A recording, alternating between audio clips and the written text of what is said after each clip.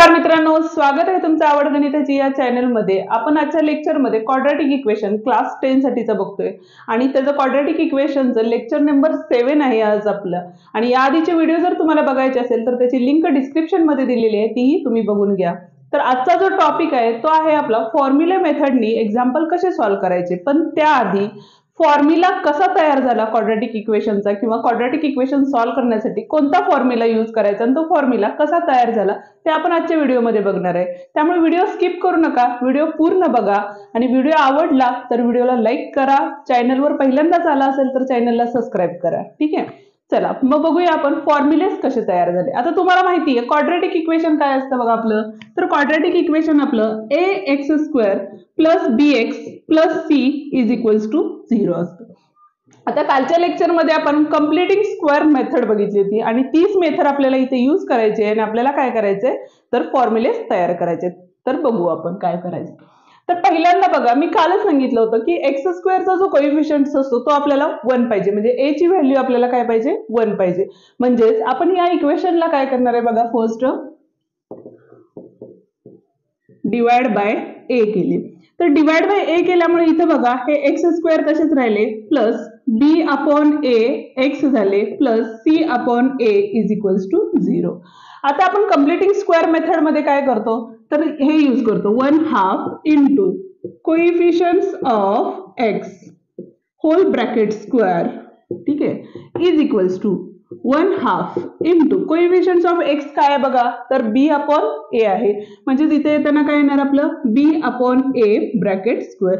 म्हणजेच बघा b1 जा b आणि इथं 2 जा 2a म्हणजे b/2a आलेले आहेत, म्हणजे b²/4a स्क्वेअर येईल। ठीक आहे, आता आपण काय करणार आहे तर ही जी टर्म होती ती एकदा प्लस आणि एकदा मायनस या टर्म मध्ये राईट करणार आहे। म्हणजेच काय होईल आपलं तर x² plus b/a x plus ही टर्म राईट करायची आपल्याला b²/4a² minus b²/4a² plus c/a = 0 आलेले। ठीक आहे, आता आपण काय करणार आहे फर्स्ट 3 टर्म्स कन्सिडर करतो आपण। त्यामुळे थर्ड 3 टर्म मध्ये बघा तर इथला जो टर्म होती b काय होती प्लस b/2a होती, म्हणजे ती घेणार आहे आपण।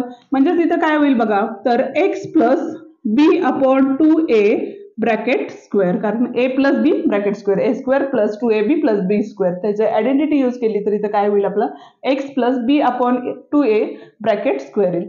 आता इथं बघा, इथं आपल्याला एलसीएम काढून घ्यावा लागेल। आता एलसीएम कसा काढायचा त्याची लिंक डिस्क्रिप्शन मध्ये दिलेली आहे, ती तुम्ही बघून घ्या। तर इथं बघा इथं 4a होतं, इथं काहीच नाहीये, म्हणजे ह्या इक्वेशनला आपल्याला काय करायला लागेल मल्टिप्लाय बाय 4। इथं फक्त a आहे आणि आपल्याला 4a नी मल्टिप्लाय करावे लागेल। म्हणजेच काय होईल आपलं इथं तर b² प्लस 4ac अपॉन, आता 4a² कॉमन होतं त्यामुळे आपण 4a² घेतलेले, का तर एलसीएम काढून घेतलेले आपण इथं। ठीक आहे, इज इक्वल्स टू 0 आलेले। आता जी मायनसची टर्म होती ती अपोजिट साईडला गेल्यानंतर प्लसची टर्म होईल। म्हणजेच काय राहतं बघा x plus b/2a bracket square is equals to b² plus 4ac upon 4a²। याच्यानंतरची जी स्टेप आहे आपली ती काय होती taking square roots both side. Taking square root घेतल्यामुळे ब्रॅकेटचा स्क्वेअर होता तो कॅन्सल झालेला आहे आणि त्याची टर्म राहिलेली ती काय आपली x plus b/2a is equals to, आता b² प्लस 4ac चा स्क्वेअर रूट माहिती आहे का आपल्याला नाहीये, त्याच्यामुळे अंडर रूट म्हणजे इथे येताना plus minus root of b² plus 4ac upon काय असणार आहे आपला तर 4 चा स्क्वेअर रूट हा काय असतो आपला 2 असतो आणि a² चा स्क्वेअर रूट काय असतो आपला a असतो। ठीक आहे, आता काय होणार आहे हे प्लस b/2a होते ते अपोजिट साईडला गेल्यामुळे काय होतं तर minus b/2a plus minus root of b² plus 4ac upon 2a।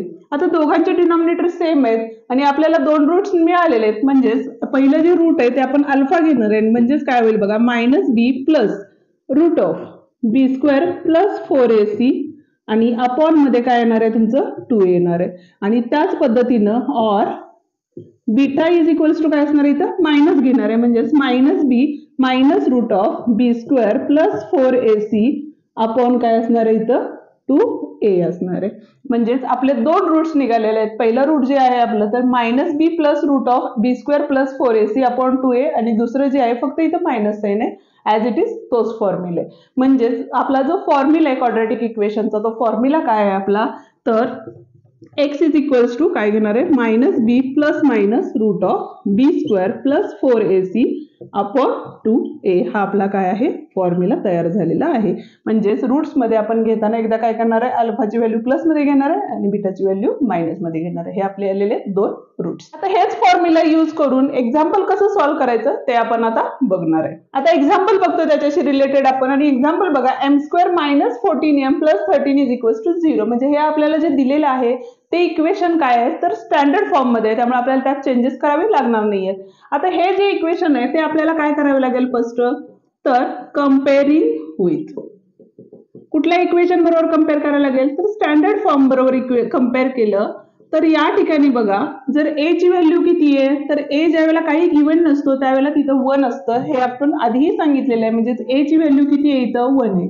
b ची व्हॅल्यू काय आहे बघा इथं विथ साइन -14 आहे आणि c ची जी व्हॅल्यू आहे ती आहे आपली +13 आहे. ठीक आहे.